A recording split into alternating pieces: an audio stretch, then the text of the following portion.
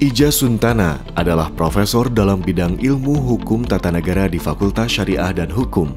Pria kelahiran Kota Baru, Sumedang, beberapa kali menjadi ahli di Mahkamah Konstitusi untuk uji materi undang-undang sebagai bentuk pengabdian bidang kepakarannya.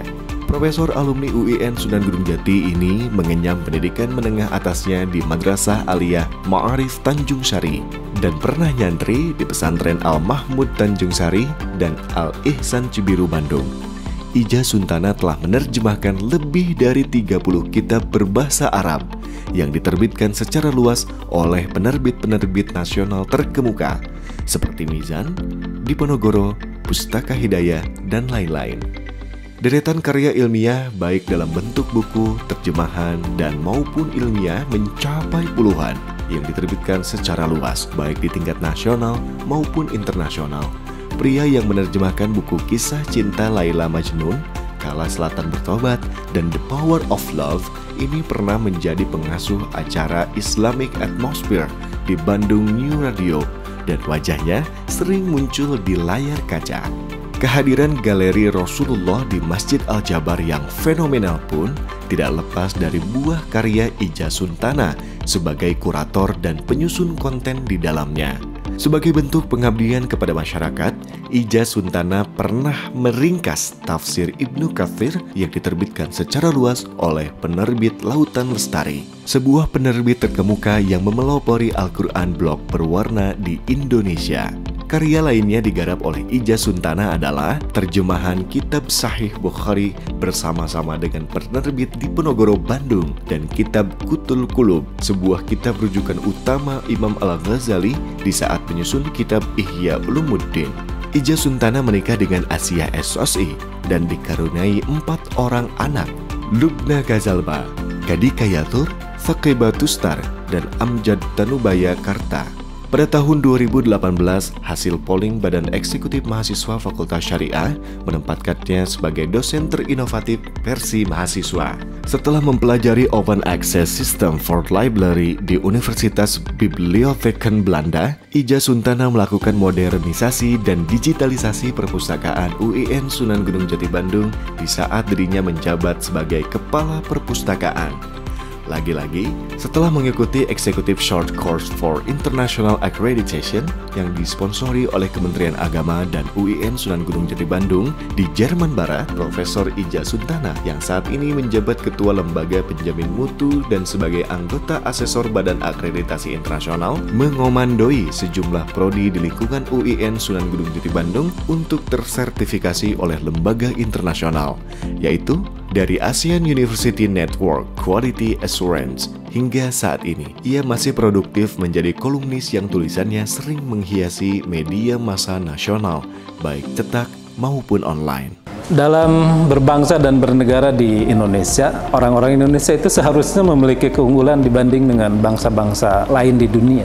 Karena Indonesia ini adalah negara yang masyarakatnya diatur oleh 2 aturan. Yang pertama adalah aturan yang lahir dari negara, yang satu lagi adalah aturan yang lahir dari agama. Sementara bangsa-bangsa di dunia, banyak negara yang masyarakatnya hanya diatur oleh negara saja dalam bentuk peraturan, tanpa melibatkan agama di dalamnya. Ternyata lain halnya di Indonesia, yang seharusnya agama menjadi nilai manfaat tinggi bagi kehidupan bangsa Indonesia, malah agama di Indonesia menjadi bahan baku konflik. Itu terjadi karena digunakan oleh para politisi untuk kepentingan-kepentingan mereka. Mereka mengkapitalisasi agama sehingga agama yang harusnya memiliki nilai manfaat bagi masyarakat malah menjadi bahan baku konflik yang justru mengganggu terhadap perjalanan negara dan bangsa. Kapitalisasi agama itu ada 2. Yang pertama ada yang disebut dengan kapitalisasi aktif, yang satu lagi ada kapitalisasi pasif. Kapitalisasi aktif itu adalah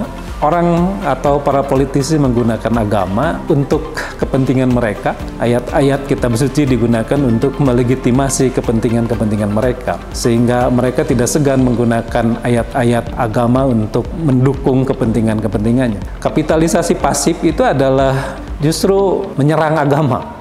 Jadi ada sejumlah politisi yang menyerang agama untuk kepentingan politiknya. Mereka tidak menggunakan agama sebetulnya, tapi menyerang agama dalam rangka untuk memenuhi kepentingan. Simbol-simbol agama atau tokoh-tokoh tertentu oleh mereka diserang, kemudian dijadikan sebagai bahan baku untuk kepentingan mereka juga. Jadi politisi di Indonesia itu memang melakukannya sama-sama, antara yang pro pada agama dan kontra pada agama, memanfaatkan agama untuk kepentingannya mereka masing-masing. Assalamualaikum warahmatullahi wabarakatuh.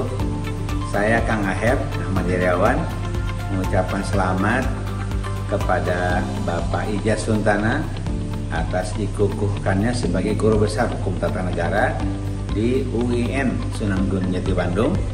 Mudah-mudahan ilmunya bermanfaat bagi negara Indonesia khususnya dan bagi umat Islam secara umum, dan tentu saja hukum tata negara yang dipahami, yang dipelajari di UIN Sunan Gunung Jati memiliki spesifikasi yang unik dibandingkan dengan hukum tata negara di kampus-kampus yang lain, sebab tentu pasti mengacu kepada pakar-pakar hukum tata negara klasik kaum muslimin atau ulama kaum muslimin di masa lampau seperti Imam Juwaini, Imam Mawardi, Imam Ghazali, Ibnu Khaldun, Ibnu Taimiyah, dan kemudian pakar-pakar yang lainnya.